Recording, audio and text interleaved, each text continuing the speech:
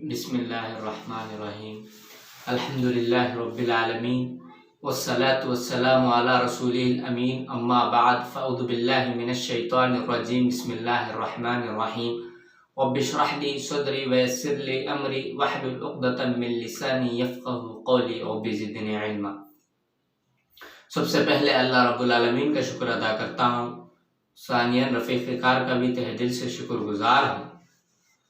معزز ناظرین، آج میں آپ کے سامنے کاروبار کے آداب اس کے بارے میں بتانے کی کوشش کرتا ہوں۔ کاروبار، لین دین، بزنس، یہ ہر کسی کے زندگی کا ایک حصہ ہے۔ ہم کو اس سے گزرنا پڑتا ہے، تو کتاب و سنت میں اس کے بھی آداب سکھائے گئے کہ لین دین کیسے ہو، بائے کیسے ہو، خریدنے والا بیچنے والا۔ سب سے پہلے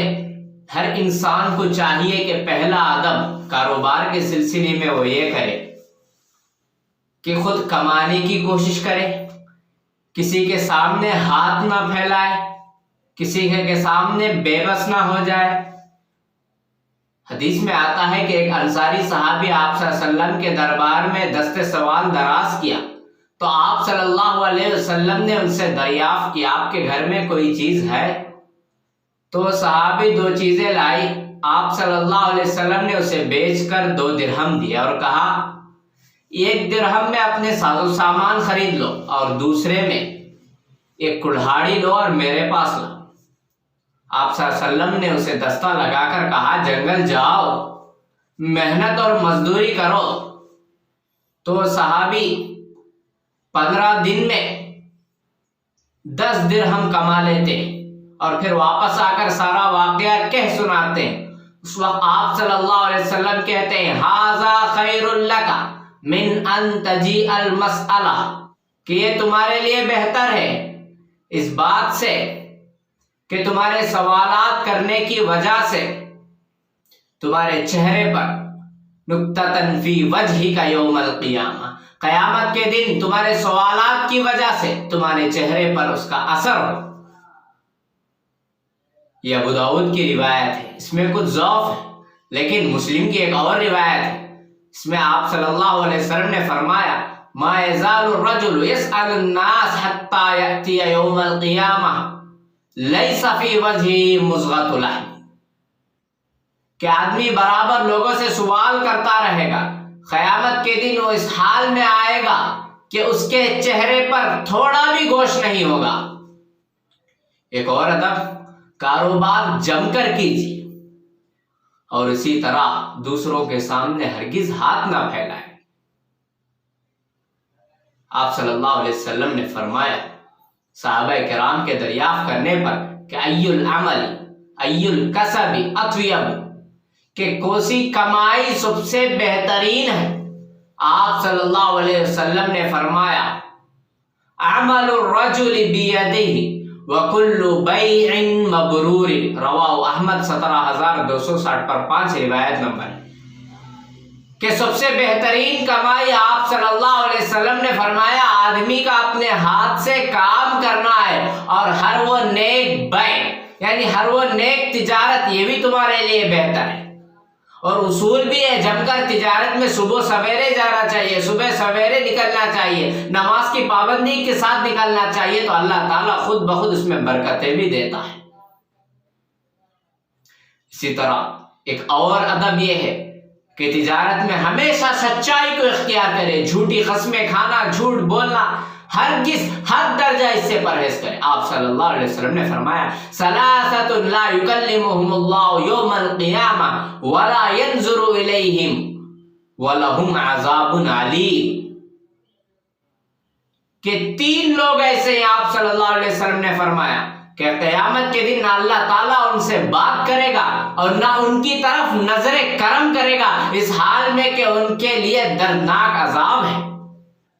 قال ابو ذر خابوا وخسروا من هم یا رسول اللہ، ابو ذر رضی اللہ عنہ کہتے ہیں خسارہ ہو جائے ان لوگوں کے لیے، خاک آلود ہو وہ لوگ، خسارہ ہو جائے، کون ہے اللہ کے رسول؟ آپ صلی اللہ علیہ وسلم نے فرمایا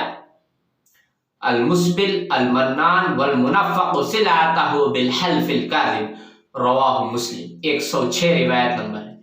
کہ 3 لوگوں میں سے ایک شخص وہ ہوگا جو جھوٹی قسمیں کھا کر اپنی تجارت کو فروخت کرتا ہے، اس کے لیے یہ وعید ہے، اتنی بڑی وعید کہ دردناک عذاب بھی ہے اور نظر کرم بھی اللہ تعالیٰ اس کی طرف نہیں کرے گا۔ ایک اور ادب، تجارت کے دوران ہمیشہ مد مقابل کو اعتماد دیجیے، بھروسہ دیجیے اور ساتھ میں غیر معمولی نفع سے حد درجہ پرہیز کیجیے۔ جو آپ کا نفع ہو اتنا ہی لیجیے، نفع سے زیادہ لے کر اپنی حلال کمائی کو حرام میں تبدیل نہ کیجیے، اور جھوٹ موٹ بول کر صحیح کو غلط، غلط کو صحیح، اس طرح ہرگز نہ کیجیے۔ آپ صلی اللہ علیہ وسلم نے فرمایا البیعان بالخیار ما لم يتفرقا او قال حتى يتفرقا فإن صدقا وبينا بورك لهما في بيعهما وإن كتما وكذبا محقت بركة بيعهما رواه البخاری، اور روایت نمبر ہے 2080 پر 2۔ اس حدیث میں آپ صلی اللہ علیہ وسلم نے فرمایا بائع اور مشتری، خریدنے والا اور بیچنے والا دونوں کے اختیار رہتا ہے، اگر وہ سچ بولتے ہیں، ہر چیز کی وضاحت کرتے ہیں تو اللہ تعالیٰ اس بے میں، اس تجارت میں، اس روزی روٹی میں برکت دیتا ہے۔ اگر وہ جھوٹ بولتے ہیں، چھپاتے ہیں، کچھ نقص اس میں رہتا ہے، اس نقص پر پردہ ڈالنے کی کوشش کرتے ہیں تو اللہ تعالیٰ اس چیز میں سے برکت کو چھین لیتا ہے۔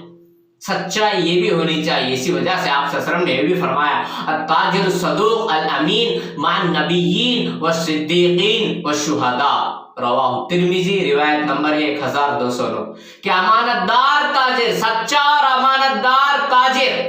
انبیاء کے ساتھ، صدیقین کے ساتھ، شہداء کے ساتھ ہوگا۔ اسی طرح تجارت کے آداب میں سے ایک اور ادب،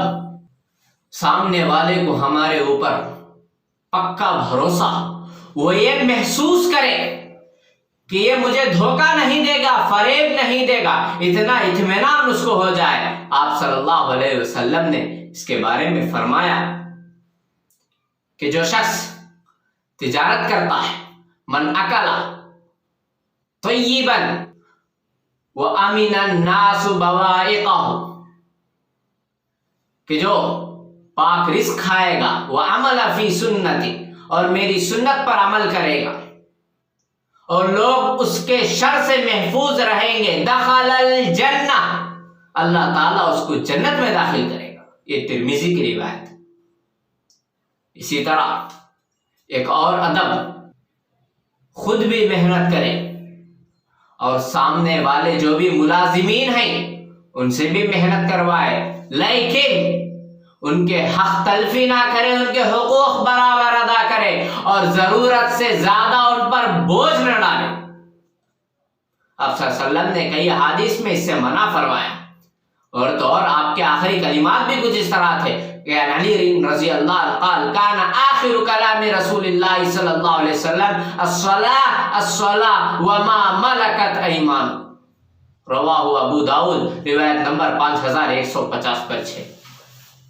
کہ اس میں آپ صلی اللہ علیہ وسلم فرماتے ہیں کہ پہلی چیز تو نماز اور دوسری چیز اپنے ماتحتین کا حد درجہ خیال رکھنا چاہیے۔ مرنے سے پہلے کہ آپ صلی اللہ علیہ وسلم کے جملے تھے۔ اسی طرح تجارت کے آداب میں ایک اور ادب یہ بھی ہے